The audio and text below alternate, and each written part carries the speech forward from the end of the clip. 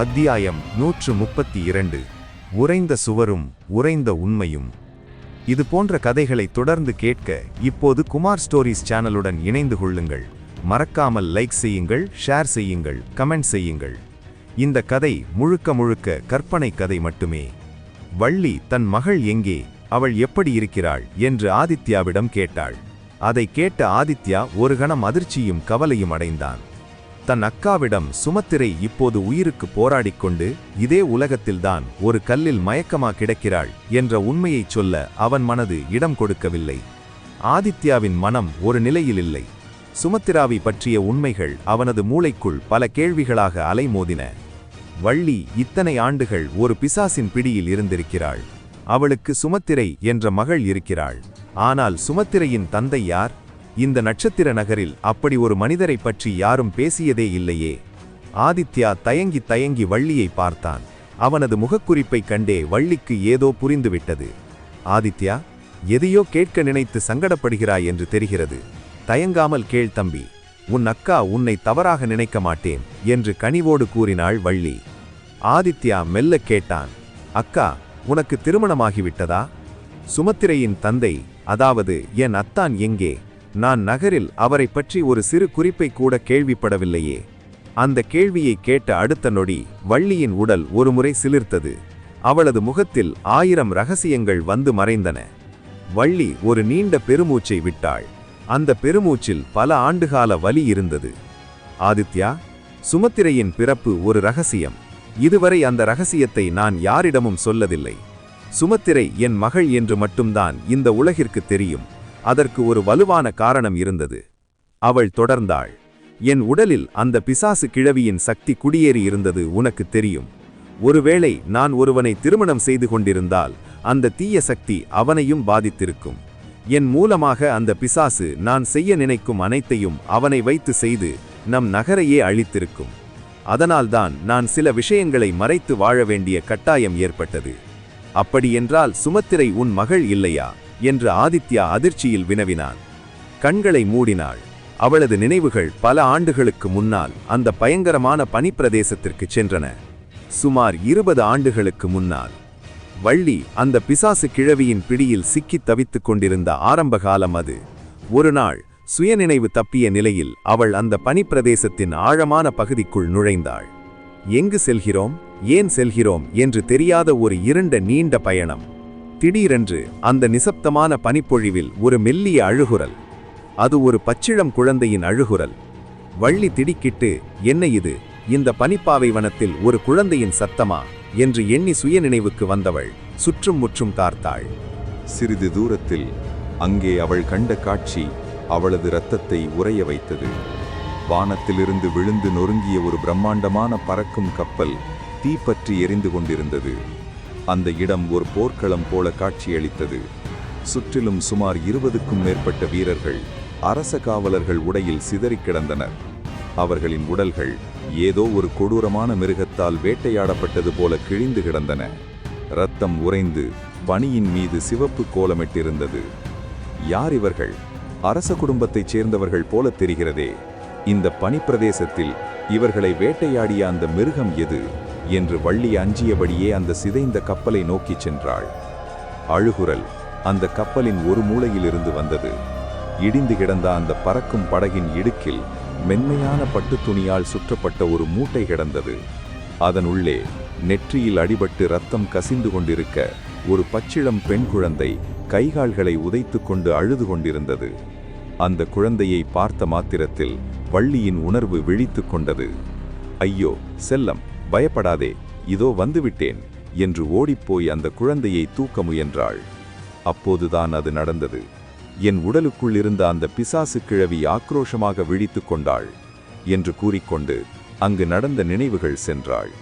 பயத்துடன் நடுங்கும் குரலில், போகாதே, அந்த குழந்தையை தொடாதே, அதை அப்படியே விட்டுவிடு என்று ஒரு விகாரமான குரல் அப்போதுதான் முதலில் தலைக்குள் ஒலித்தது.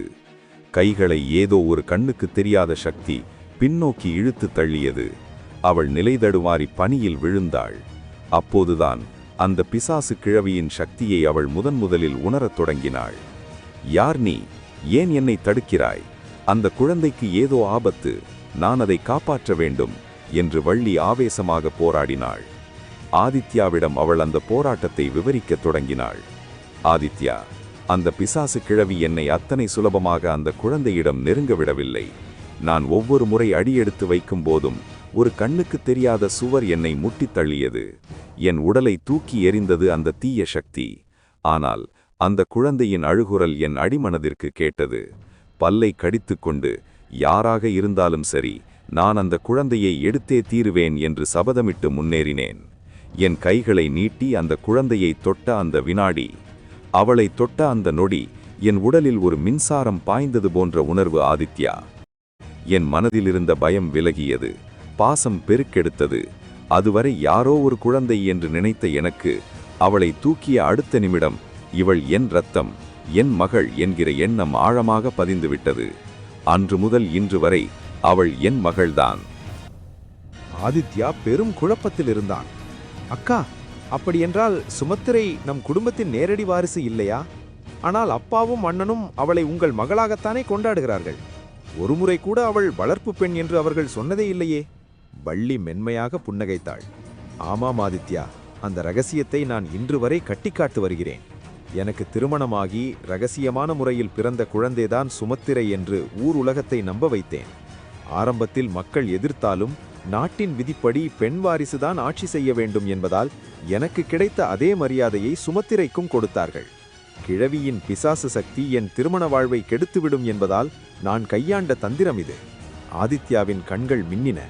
அப்படியென்றால் சுமத்திரை யார்? அவள் எந்த வம்சத்தை சேர்ந்தவள்? இதை பற்றி நீங்கள் ஏதேனும் கண்டுபிடித்தீர்களா அக்கா?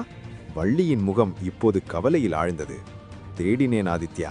சுமத்திரையை தூக்கி கொண்டு வந்த சில நாட்கள் கழித்து சில நம்பிக்கையான வீரர்களை அழைத்து கொண்டு மீண்டும் அதே பனிப்பிரதேசத்திற்கு சென்றேன்.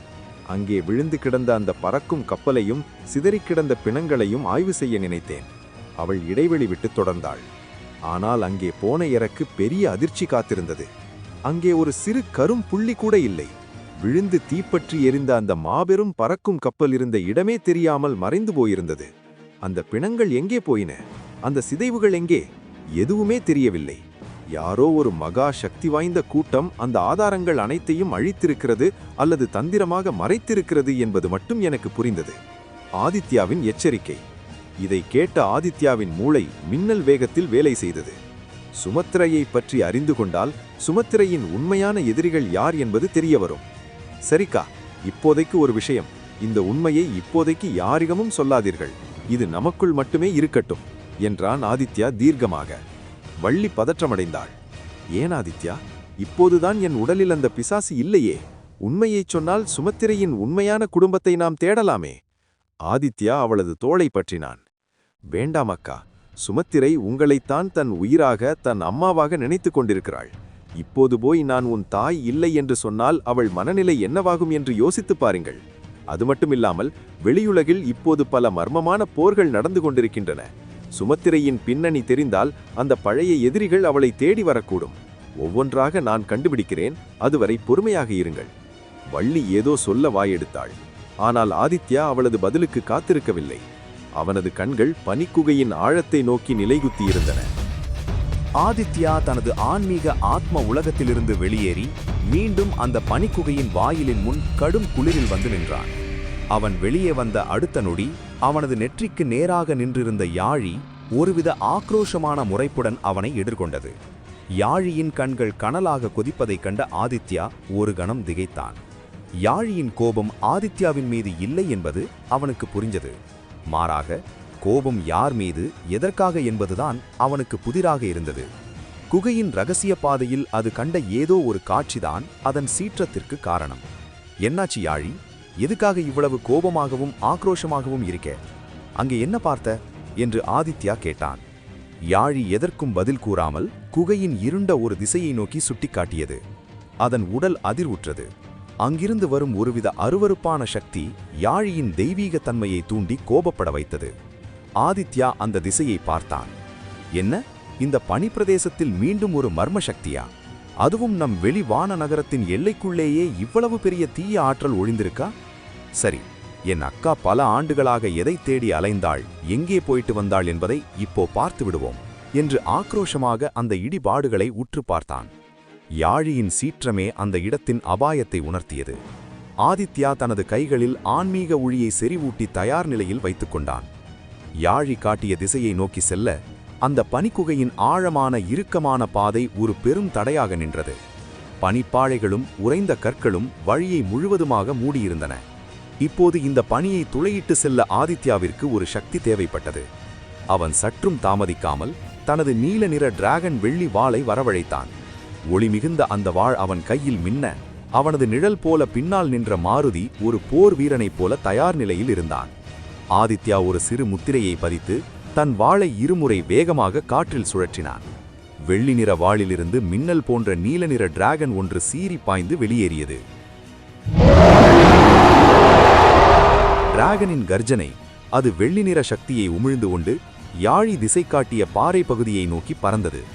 அந்த டிராகன் சக்தி பனியை உருக வைத்து கற்களை தகர்த்து ஒரு மாபெரும் துளையிட்டு கொண்டு உள்ளே சென்றது. அதன் வேகம் அசாத்தியமாக இருந்தது.